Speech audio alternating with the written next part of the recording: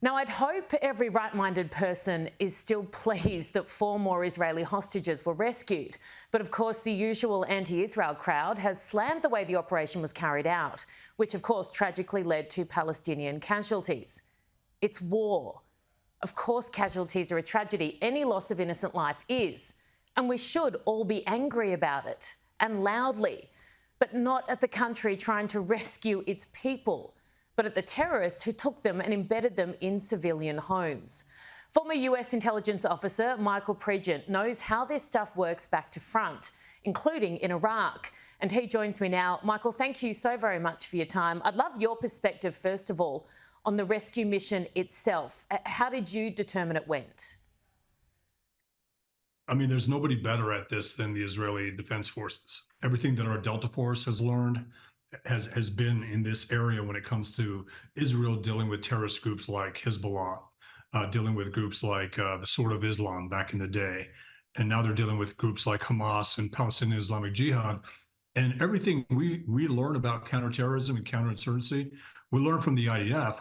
And everything that the enemy learns, they learn from Hezbollah. So Israel has been at the point of all of this, and our relationship with Israel is the reason that I'm a big supporter of it, because when we do things the right way, it's because we're mirroring what Israel does when it comes to counterinsurgency and counterterrorism.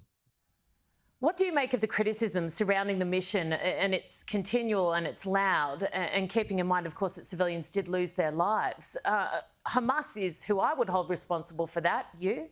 It's the only country that will be criticized for rescuing its own people from a terrorist organization. And when the IDF went in, they went in like the show Fauda, right? They went in dressed like the locals. They speak Arabic. They were undetected. They went in and they conducted 2 simultaneous raids. The raid with the 3 male hostages came under fire from these military-age males and from Hamas. And then Hamas puts the call out, everyone, the IDF is here. And it's not like everybody goes inside and hides. These military-age men come out with weapons and start shooting. And in all of this chaos, we cannot discount that Hamas killed a bunch of Palestinians, and that these Palestinian military-age males killed a bunch of Palestinians. And yes, the IDF did as well. But those Palestinians are, again, those men with weapons. It's the same men that were beating the bodies in the back of pickup trucks as they brought in dead Israelis from that music festival into Gaza. Is there any way you believe that Israel could have done this differently, or done this as successfully with less civilian casualties? They did it the best way they could, and some of the criticism has been, why didn't you warn the civilians who were coming in? You know, I don't understand this. Why didn't you warn Hamas that you're getting ready to come in so Hamas could execute the prisoners, right? Execute the hostages. Israel's combatant to civilian ratio is like no other country's. Our ratio in Iraq during the ISIS campaign was 1 ISIS fighter to 10 civilians. And in one case, during the last operation in Mosul to clear out ISIS, 1 ISIS fighter to 60 civilians. And we're criticizing Israel for taking out 1.4 civilians to 1 fighter. Just before we started, Michael, you mentioned you just finished another interview where you were asked your thoughts on the US Secretary of State, Antony Blinken, saying that Hamas wasn't acting in good faith. I almost have no words, and I use words for a living, but how could anyone expect a terrorist organisation to act in good faith? The Biden administration acts like this didn't happen to us. We lost 47 Americans on that day. They happen to be dual citizens, but the Biden administration continues to act like Hamas didn't kill Americans, like Hamas did not take Americans hostage. And we have Secretary Blinken.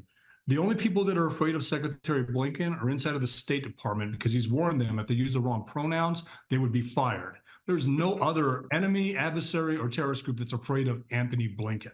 He's milquetoast. So it's embarrassing. As a veteran of 3 wars, as a former intel officer specializing in terrorist groups, that a civilian Secretary of State would put more hope in Hamas than he does in rescuing our U.S. hostages. It's appalling, and I'd add to that Joe Biden in terms of no one being scared of him, but I would say that people in his own department wouldn't be either. He's so unwell on so many levels, as I spoke about earlier in the show.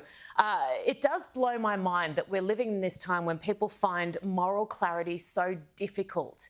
So difficult. It terrifies me, to be honest. We can all mourn the loss of every single innocent life. We can look at beautiful little innocent babies hurt and feel physically sick inside. But most people, I hope, understand where to apportion that blame. But sometimes I wonder. When you're taught that life is cheap and that your mission is just to kill, how many civilians are there really in this fight? And we've seen recent polling where 70% of the Palestinians say that they support October 7th, and they would still vote for Hamas to be in power. And anytime you act like that with a terrorist group, this is what happens. It's embarrassing as a veteran. It's embarrassing as someone who's trying to look at this to see that our leaders have lost to the Taliban, have lost to Qatar, have lost to Tehran, have lost to Putin, have lost to China, and they can't even handle a group like Hamas. How are they going to handle Hezbollah? How are they going to handle Al Qaeda or ISIS? It's embarrassing. Yeah, that's so very powerful. Michael, thank you so very much for your time. Really appreciate your perspective. Thank you for having me, Aaron.